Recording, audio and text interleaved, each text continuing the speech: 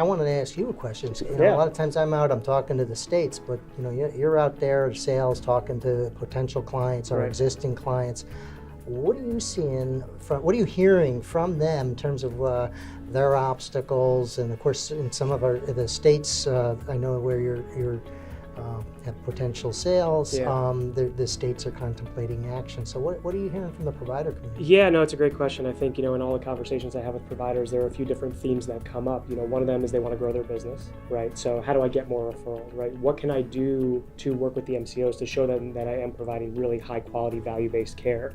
And we could talk a little bit more about value-based care as kind of the buzzword of the week, which is obviously a big concern for a lot of the folks that we work with. So they want to know, how do we, as a home care agency management platform, help them become more compliant with their contracts? How do they ensure that when they do get audited, which inevitably will happen, that they can show that they actually were compliant with all the contracts? And they don't want to have anything recouped from them. So where we can show quality and value as part of the visits and the plan of cares that they actually complete would be really helpful for them. So I think growing their business through value that they can show the MCOs is really, really key. So that's definitely one thing that we see quite often. The other one is, how do we retain our caregivers, right? Especially, when you get into more rural areas, there's a smaller caregiver pool. So what can you do to really retain your caregivers, keep them happy? And one of the ways that we've been able to help them with that is it's really about communication. So how do you communicate with your caregivers? How do you ensure that you're matching your caregivers with the right patients for them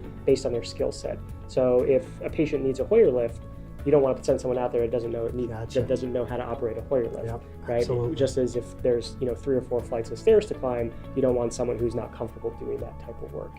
So those are the types of things: communication, matching patients to the right caregivers keeps caregivers happier, being able to communicate directly with the caregiver. And then also from a payroll perspective, because you're moving away from paper timesheets and to electronic visit verification in the form of telephony or a mobile app or even a fixed object in the home, that allows the agency to actually verify that visit a lot sooner, verify that the caregiver was compliant with whatever the plan of care actually was, which means they can process those claims a lot quicker and in turn pay the caregivers. Absolutely. And something you said that resonates with me, because I talk to the plans and the states about it a lot, and that's that whole, you've got the care management at the providers and the case management at the plans, and that ability, that tight interaction and integration between the payer platform and the provider platform, the ability for that authorization and case placement to come from the plan to the provider and have it seamlessly transport. And if there's any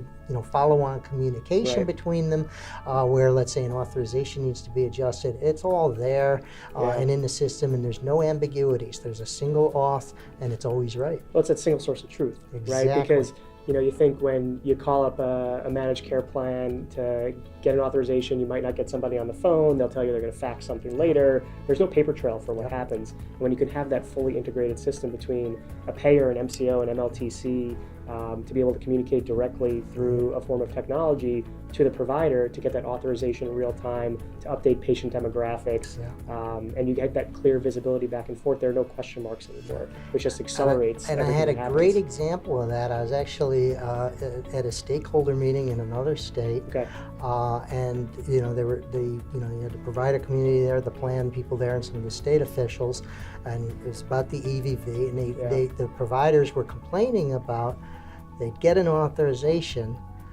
but if and when it changed, depending on the perspective and who knew and didn't know, there was this complete disconnect. They had gotten permission to change the authorization, but whoever they talked to at the plan never changed it. Right. So and then when they billed it, it got rejected, and they spend all this time. That goes back to the communication. They spend all this time trying to clear up their billing, and that's overhead that can be completely eliminated. Yeah.